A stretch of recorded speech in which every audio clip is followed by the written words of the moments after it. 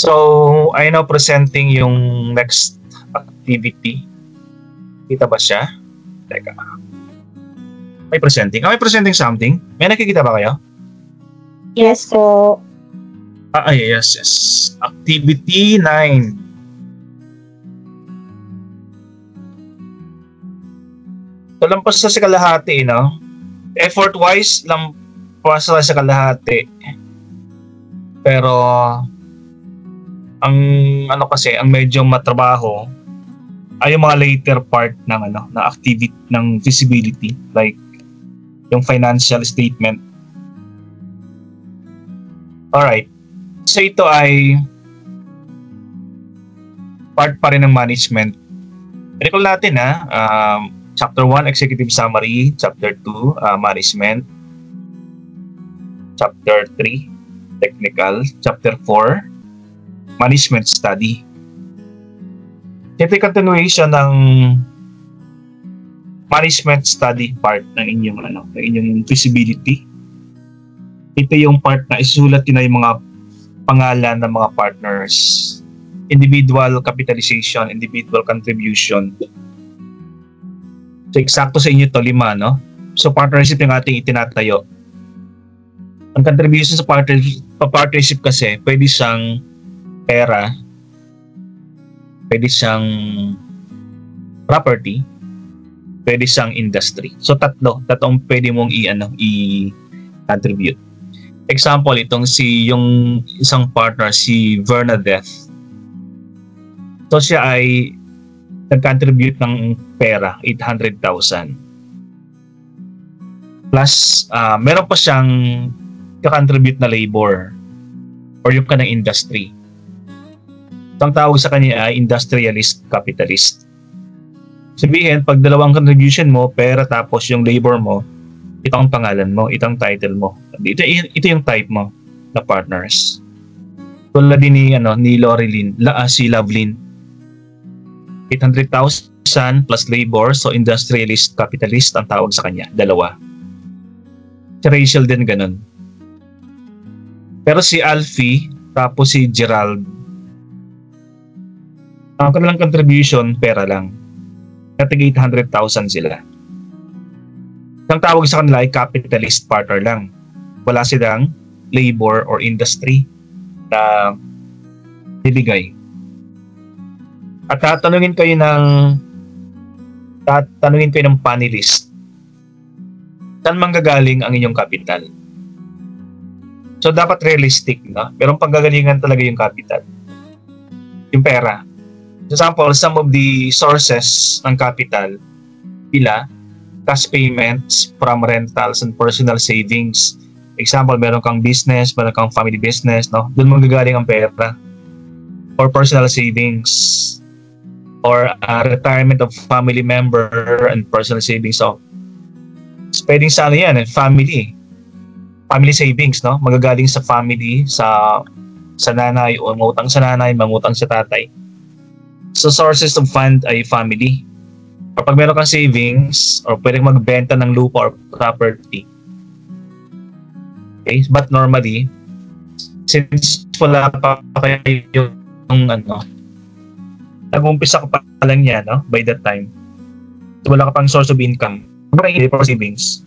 Pero pag wala, cash from parents. Ang panggagalingan ng capital. Yan. Or pwedeng cash from friends, no? May malagang kaibigan. Or from boyfriend or girlfriend. Ang utang ka sa kanila. So, ilagay mo dyan. Para realistic. Kasi baka nag-invento ka tapos tinanong panelist, hindi mo masagot. Realistic yung sources ng funds. So pag-isipan nyo kung lahat kayo industrialist, capitalist lahat, or pag naisip nyo na mayroon sa inyong may trabaho na, so hindi siya pwedeng industrialist, capitalist. Kasi working siya. So capitalist lang siya. Kasi itong business as if totohanan to no? After you graduated. Alright. So may question doon sa sources of funds. So, paano pag property? Ang iyong i-contribute. Di ba? Example, meron kang sasakyan na kinontribute. Yung isang car mo will be contributed na gagamitin ng business sa kanyang, example, delivery ng mga products or service ng inyong business. Yun ang iyong contribution. Okay? So, ang tawag sa iyo, capitalist pa rin. Kasi ang car at pera ay capital. Parang capital yun. Kapag sasakyan, ang inyong kakontribute, so dapat mong malaman kung magkano amount. Diba? Now, assuming meron kang sasakyan,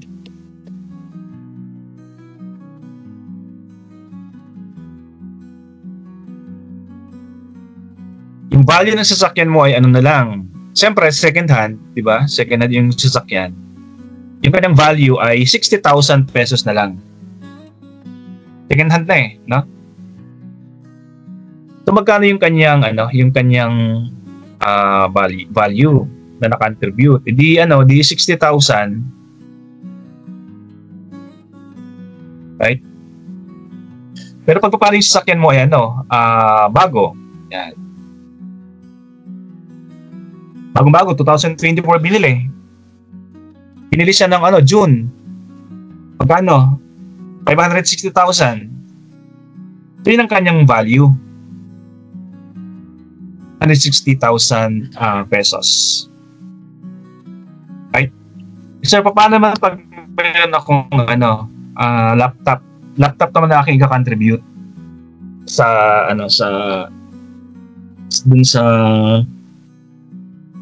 business. O magkano value ng laptop? Example, 60,000.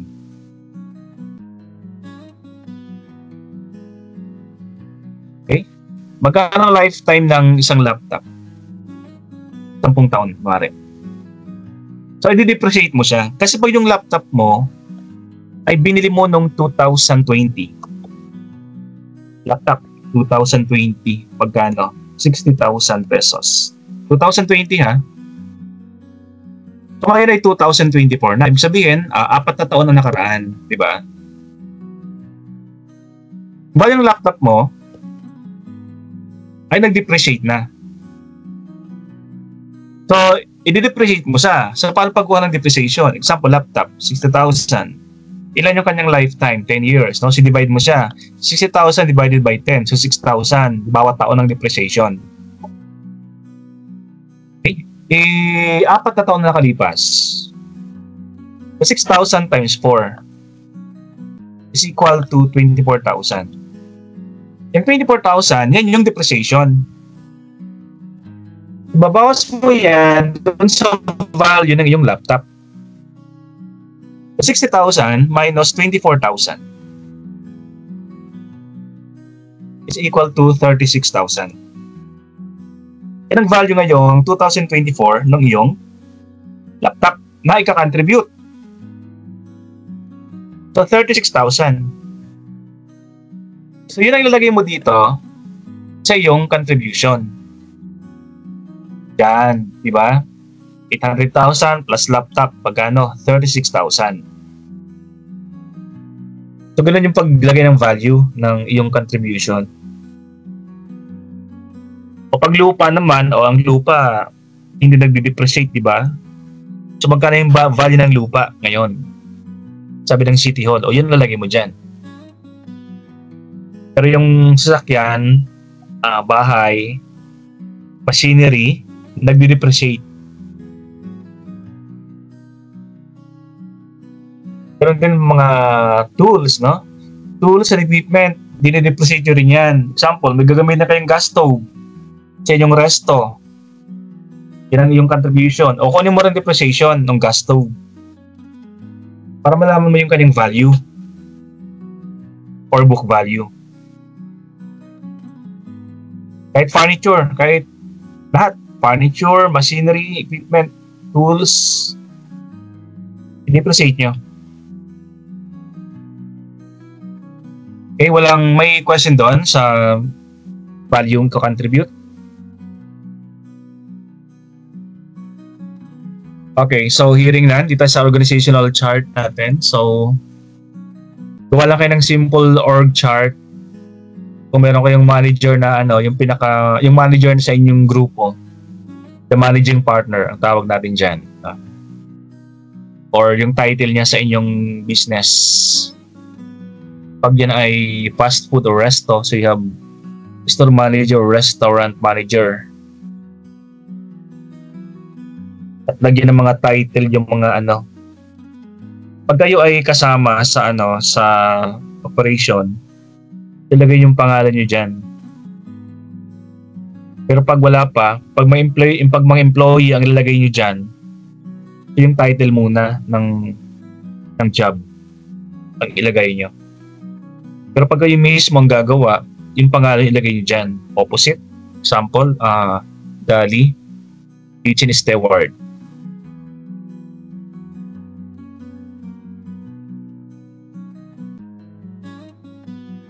And don't forget to label lahat ng figures niya, no? Meron siyang label palagi. Yung title ba ng figure. Example, figure 32, title, organizational chart.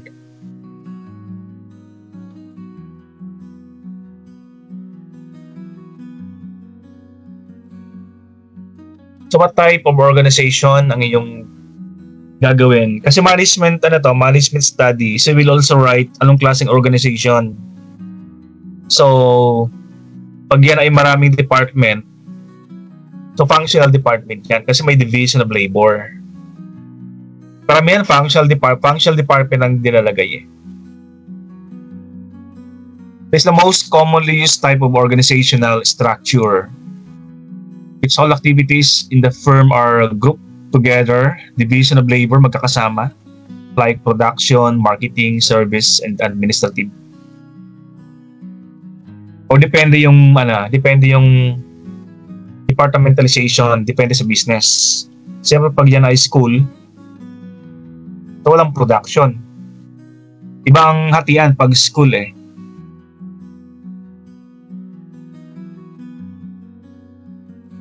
Okay, and you just pattern your write-ups dito sa sample ko. And the next part, you're going to write down lahat ng position, job description, and job specification ng mga employee or worker or position sa loob ng iyong company, sa loob ng iyong business. Example, position, na first position is store manager. Common naman yan, di ba? Pag rest or fast food ang iyong ginagawa. So that one is common.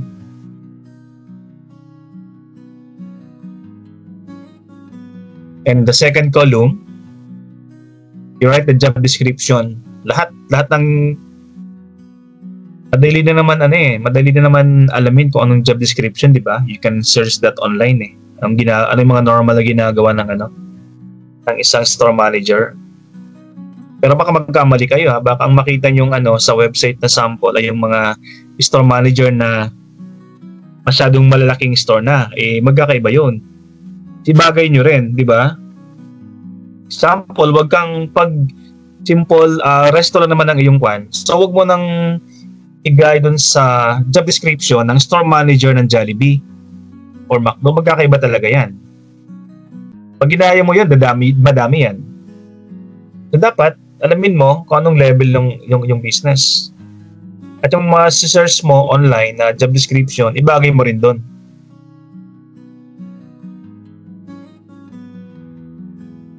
So lahat, ibig sabihin, ang job description hindi lang naman isa. So example, itong store manager na yan. So marami siyang job description na nakalagay.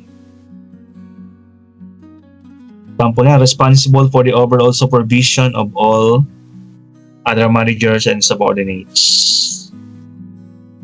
So common naman yun eh. Okay, so teka, nandiyan pa ba kayo? Check na Yes ba? po, Okay sir. na ako. Okay. Yes po, sir. Pa. Diba kasi wala na dyan si Beckmar Texon eh. Kasi Beckmar pa, kumakain minsan to. Iiwanan tayo. Tapos na po, sir. Ayun, maganda. Ganado na si Martex. Alright, yung third column, ang job description, siyempre, anong gagawin niya? Ano mataas ng isang manager? Ang job specification, ano yung mga qualification niya? Example, para maging store manager, college graduate of at least of a 4-year management degree, at least 2 years of managerial experience, and has a higher degree of academic preparation. With pleasing personality pa no? So, hindi na uso yung mga ganitong pleasing personality.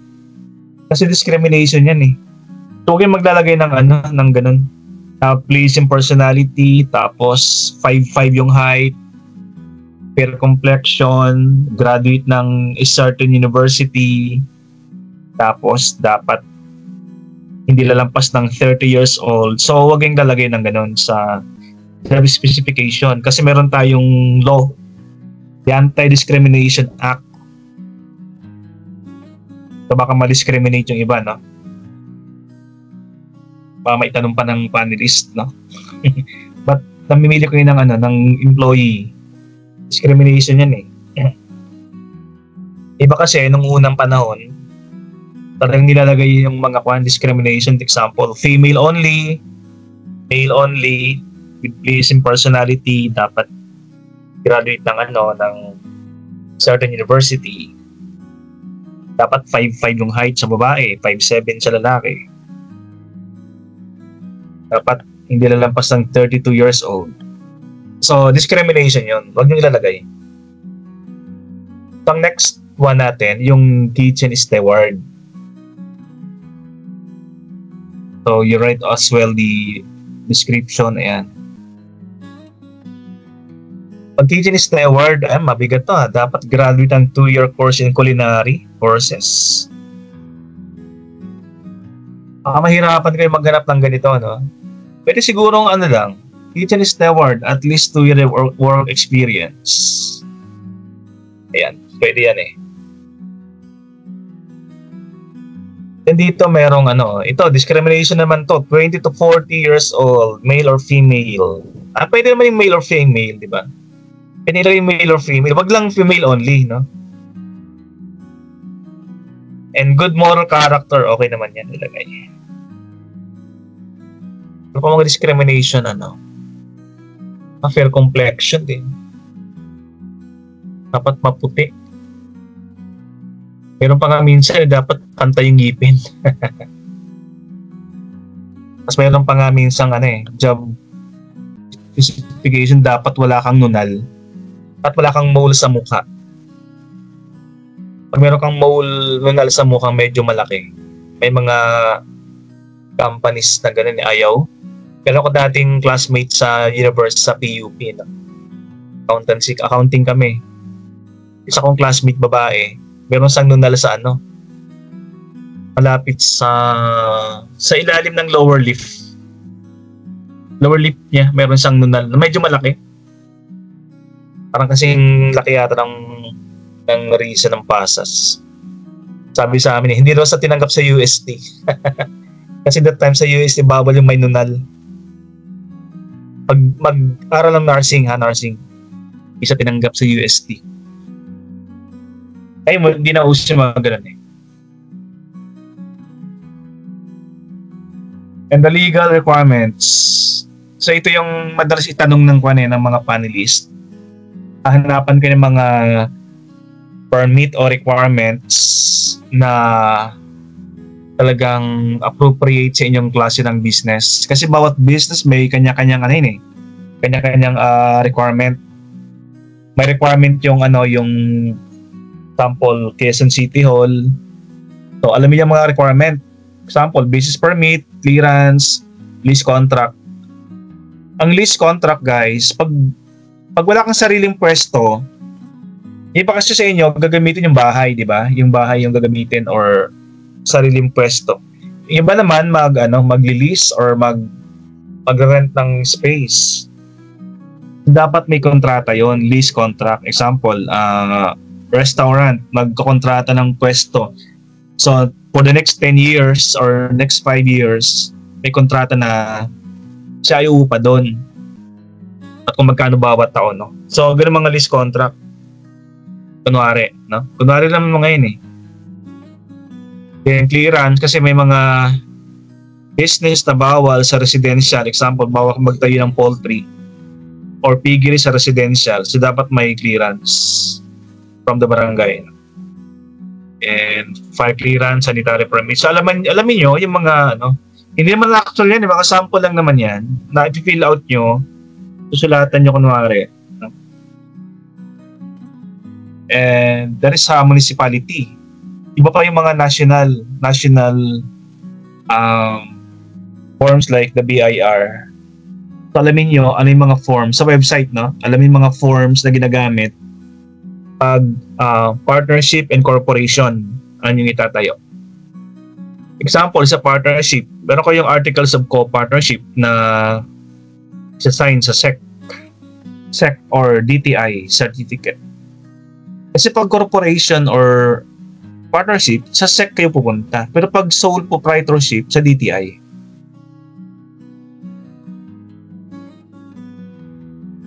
Okay, and siyempre, meron ko yung SSS na ano. So, itong mga yan, alamin nyo yan eh, no? Mga clearance sa kailangan sa inyong mga partnership. In specific form. Kasi itong sample na to, 2010 pa tong sample na to eh. Itong Kalye 8, 2010 pa to eh. So may mga bagong mga requirements siguro like SSS, DTI. Yun ang alamin nyo. Sa partnership pa, kasi lahat ng mga partnership, walang sole sa atin, walang corporation. Ito yung articles of partnership na sinasabi ko. No? Ito yung common na ano na pinifill out o sinasubmit sa SEC. Articles of co-partnership. So, hanapin sa website nila kung anong kailangan. Kasi itatanong ng ano yan, ng panelist. May mga business naman na ano, na kailangan ng FDA. Example, food and beverages business. Sa Food and Drugs Administration Authority. So, alamin nyo rin mga checklist na isa-submit. Then you list down here, no? Yung mga kailangan. Sample. Ito yung nakita ko parang 2 years ago. Sa securities, hindi to screenshot lang to hindi to ano. Yan, screenshot, halatang screenshot, diba? Kasi, business name reservation, 120 pesos. Ito yung mga babayaran sa ano. Sa SEC.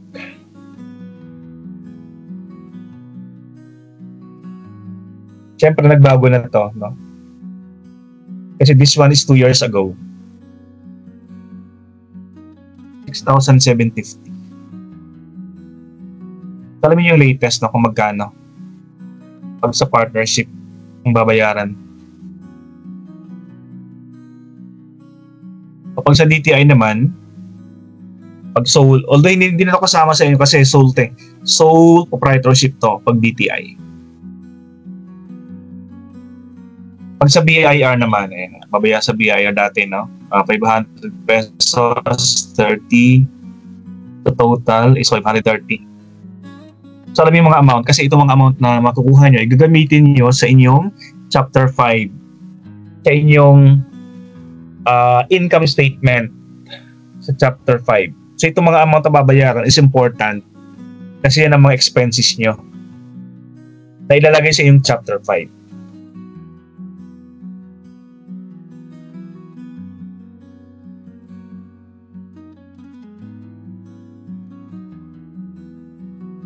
So yun ang end ng activity number 9. Okay, I want you to ask questions.